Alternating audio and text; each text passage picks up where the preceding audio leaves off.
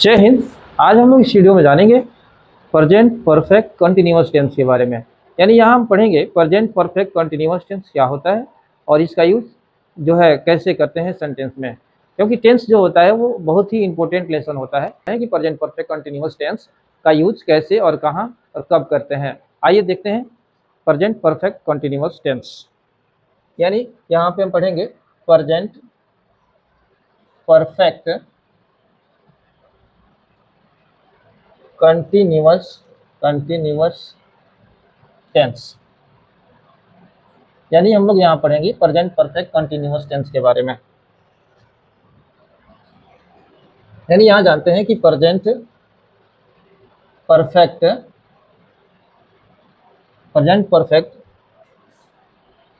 Continuous tense is introduced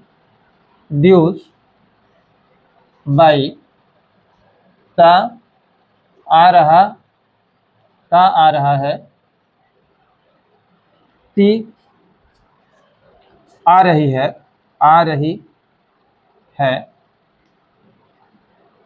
ते आ रहे हैं,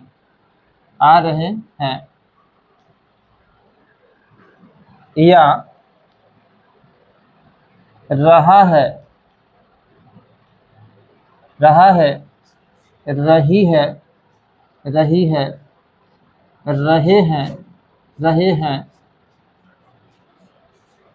रहे हैं etc with the point of time and period of time distance so that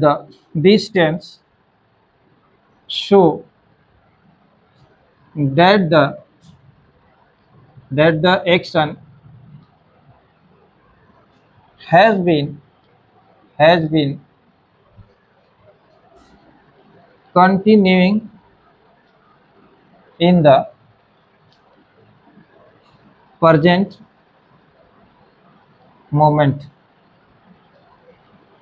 यानी कहने का मतलब यह है कि प्रेजेंट परफेक्ट कंटिन्यूअस टेंस की पहचान हिंदी वाक्य में ता आ रहा है, ती आ रही है, ते आ रहे हैं, या रहा है, रहे हैं etc with the point of time and period of time. यानी निश्चित समय और अनिश्चित समय के साथ।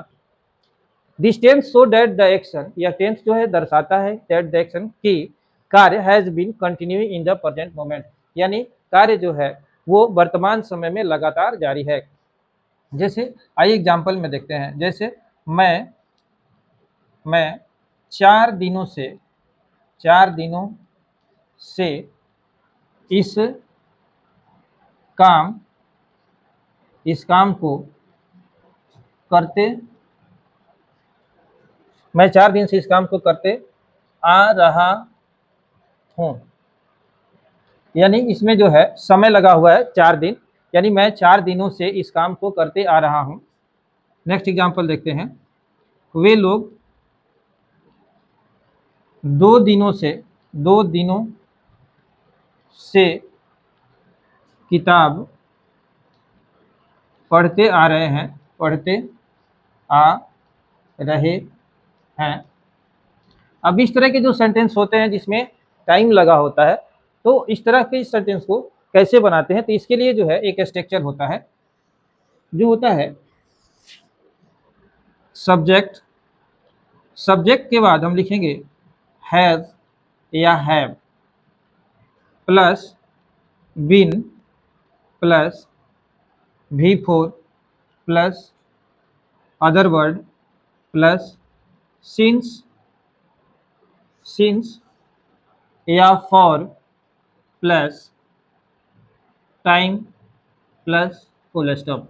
यानी कहने का मतलब है कि ये जो सेंटेंस है इसको बनाने के लिए हमें इतना जो है स्ट्रक्चर को याद रखना होगा कि सब्जेक्ट के बाद हम हैज या हैव का प्रयोग करेंगे, उसके बाद बीन जोड़ेंगे, प्लस उसके बाद V4 यानी वर्ब में V4 का मतलब होता है वर्ब में ING जोड़ना होता है, इसके बाद अदर वर्ड हो जाएगा। फिर यहाँ सिंस और या फॉर का यूज करेंगे, इसके बाद टाइम हो जाएगा, प्लस अदर वर्ड हो, प्लस फुल स्टॉप हो जाएगा। अब आइए इसमें देखते हैं सेंटेंस को बनाने के लिए जानते हैं कैसे इसको बनाएंगे।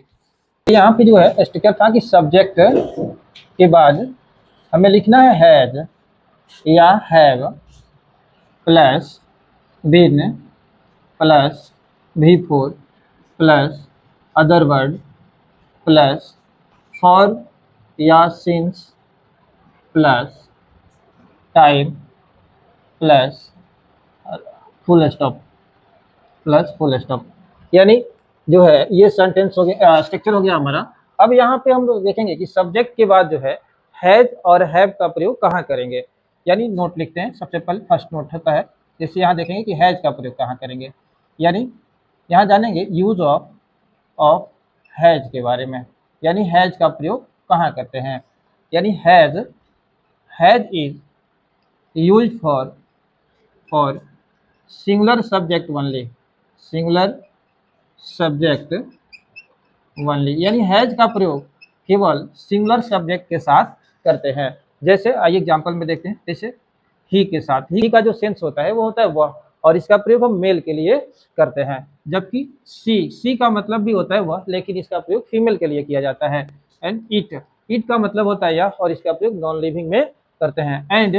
एंड एनी नेम, और कोई भी नाम हो, जैसे मान लीजिए कि हमने कहा राम, एक सिंगल नेम, यानी कोई भी नाम हो, राम हो गया, श्याम हो गया, तो उसके साथ हम जो है हैज का प्रयोग करेंगे। अब यहाँ पे हम देखेंगे नोट नंबर 2 में, नोट नंबर 2 यानी यूज ऑफ हैव का प्रयोग कहाँ करेंगे। तो यहाँ देखेंगे कि have is use for plural subject only, plural subject only. यानी हैव का प्रयोग केवल प्लूरल सब्जेक्ट के साथ करते हैं। जैसे एग्जांपल में आइए देखते हैं, यहाँ आई के साथ भी हम इसका यूज करेंगे। यानी आई जो होता है वो फर्स्ट पर्सन प्लूरल होता है, इसलिए आई के साथ जो है हम हैव का प्रयोग कर सकते हैं। आई के साथ करेंगे वी का मतलब होता है हम लोग, और ये भी फर्स्ट पर्सन प्लूरल ही होता है। यानी ये भी आई भी फर्स्ट पर्सन प्लूरल होता है और वी भी फर्स्ट पर्सन प्लूरल ही होता है। इसके बाद आता है यू का मतलब होता है आप लोग, और तुम लोग, और ये सेकेंड पर्सन जो है प्लूरल होता है।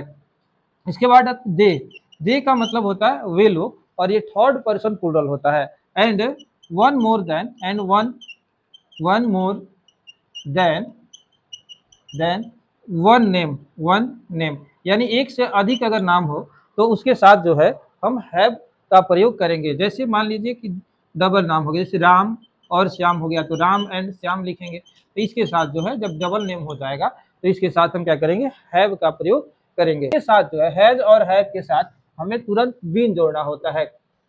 बीन के बाद जो है हम जोड़ेंगे भी4, और भी4 के बाद अब हमें जोड़ना है फॉर या सिंस।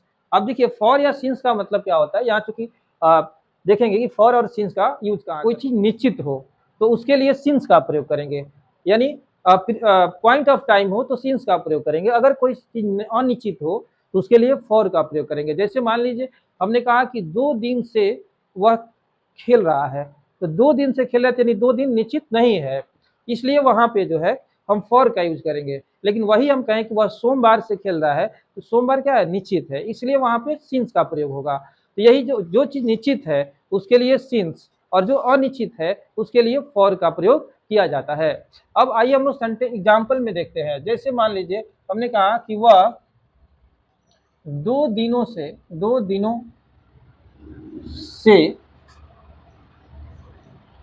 क्रिकेट खेल रहा है, वह 2 दिनों से क्रिकेट खेल रहा है। इस तरह के जो सेंटेंस होते हैं इसको बनाने के लिए सबसे पहले क्या करेंगे, देखेंगे कि इसमें सब्जेक्ट कौन है। यहाँ देखेंगे कि वह, और वहां देख रहे हैं कि खेल रहा है, यानी मेल को इंडिकेट कर रहा है, तो वह का इंग्लिश यहाँ पे हो जाएगा ही। अब ही के साथ हम देखेंगे क्योंकि ही जो है वो थर्ड पर्सन सिंगुलर होता है, इसलिए थर्ड पर्सन सिंगुलर है, इसलिए हम यहाँ जो है हैज का प्रयोग करेंगे। और हैज के साथ तुरंत हमें बीन लगाना होगा, यहाँ करेंगे बीन, क्योंकि स्ट्रक्चर में दे रहा है कि हैज के साथ तुरंत बीन जोड़ना है। इसके बाद हमें भी4 देखना है, यानी हम लास्ट में जाएंगे तो देख रहे हैं कि भी4 यानी वर्ब इसमें कौन है, खेल, यानी खेल मतलब खेलना। तो यहाँ पे जो है हम भी4 के लिए क्या लिखेंगे, यहाँ हो जाएगा प्लेइंग, और क्या खेल रहा है। उसके बाद हम बैक में आते हैं तो यहाँ मिलेगा क्या, क्रिकेट, यानी वह किसी भी सेंटेंस को बनाने के लिए सबसे पहले हम फर्स्ट में जाते हैं, उसके बाद लास्ट में जाते हैं और धीरे धीरे बैक होते जाते हैं और जो वर्ड होता है उसको लिख देते हैं। अब यहाँ पे देखिए हमने सब्जेक्ट को लिख दिया, इसके बाद जो है रहा है। अब चूंकि ये सेंटेंस जो सब्जेक्ट जो है थर्ड पर्सन सिंगुलर है, इसलिए हम यहाँ पे हैज बीन का प्रयोग करेंगे। अब उसके बाद हम वापस लौटेंगे, देखेंगे यहाँ खेल यानी खेलना का मीनिंग लिखेंगे प्लेइंग। अब क्या हो गया, यहाँ पे क्रिकेट है तो लिखेंगे क्रिकेट। अब यानी ये हो जाएगा कि वह क्रिकेट खेल रहा है, कितने दिन से खेल रहा है, तो 2 दिन से। 2 दिन से, अब 2 दिन देखिए यहाँ पे निश्चित है, अब कौन सा 2 दिन से खेल रहा है ये पता नहीं है, तो जब कोई चीज न पता हो वहां हम फॉर का यूज करेंगे, तो यहाँ हम क्या करेंगे, फॉर का यूज कर देंगे। यानी क्रिकेट के बाद हो जाएगा फॉर 2 डेज, 2 डेज। यानी कहने का मतलब है कि अगर आपको कहना हो कि वह 2 दिन से क्रिकेट खेल रहा है, तो आप कहेंगे he has been playing cricket for 2 days. आइए नेक्स्ट देखते हैं एग्जाम्पल। नेक्स्ट एग्जाम्पल है कि राम सुबह से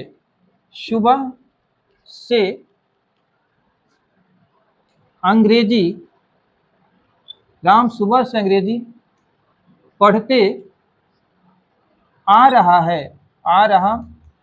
राम सुबह से अंग्रेजी पढ़ते आ रहा है, तो ये कंफर्म है, सुबह जो है वो कंफर्म है कि जब हम बोल रहे हैं वाक्य को, ये कंफर्म है कि वो सुबह से पढ़ रहा है। जैसे अभी मैं कहूँ कि वह जो राम जो है सुबह से अंग्रेजी पढ़ते आ रहा है, तो अब इसको जो बनाना होगा हमें, तो सबसे पहले हम सब्जेक्ट देखेंगे कि इसमें सब्जेक्ट क्या है। तो सबसे पहले सब्जेक्ट यहाँ देख रहे हैं कि राम है, तो राम क्या है, सिंगुलर सब्जेक्ट है, यानी ये भी थर्ड पर्सन सिंगुलर में ही आ जाएगा।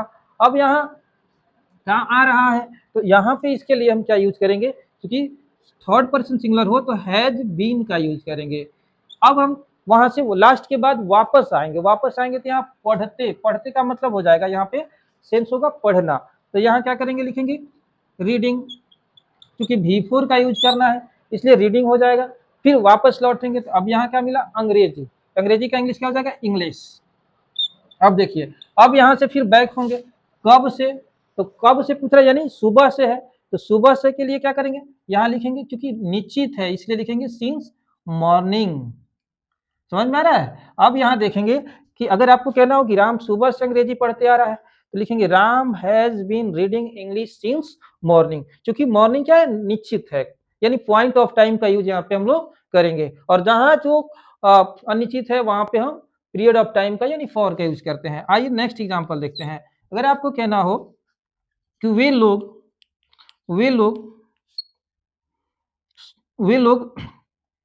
2 घंटों से वे लोग 2 घंटों से दौड़ते आ रहे हैं।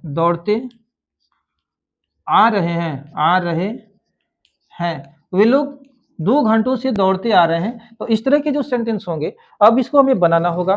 तो कैसे बनाएंगे, सबसे पहले हम देखेंगे कि सब्जेक्ट यहाँ पे क्या है। अब यहाँ देखेंगे कि सब्जेक्ट यहाँ वे लोग का इंग्लिश क्या हो जाएगा, दे। अब दे जो है वो थर्ड पर्सन प्लुरल होता है, इसलिए यहाँ पे हम हैव बीन का प्रयोग करेंगे। किसका प्रयोग करेंगे, हैव बीन का प्रयोग करेंगे। इसके बाद यानी वे लोग आ रहे हैं, हो गया क्लियर। अब बैक हो जाएंगे, क्या कर रहे हैं वे लोग, तो दौड़ रहे हैं, दौड़ते का मतलब हो जाएगा दौड़ना, यानी यहाँ हो जाएगा रनिंग। अब यहाँ देखेंगे कि 2 घंटों से, तो 2 घंटा जो है वो निश्चित नहीं है, वो इसलिए यहाँ पे क्या करेंगे, फॉर का प्रयोग करेंगे, और 2 घंटा यानी 2 आवर्स हो जाएगा, 2 आवर्स हो जाएगा। इस तरह करके जो है स्ट्रक्चर पे आधारित बहुत से सेंटेंस को बना सकते हैं। अगर मेरी वीडियो आपको अच्छी लगी हो तो मेरी वीडियो को लाइक करें, शेयर करें और चैनल को सब्सक्राइब करें। Thank you very much.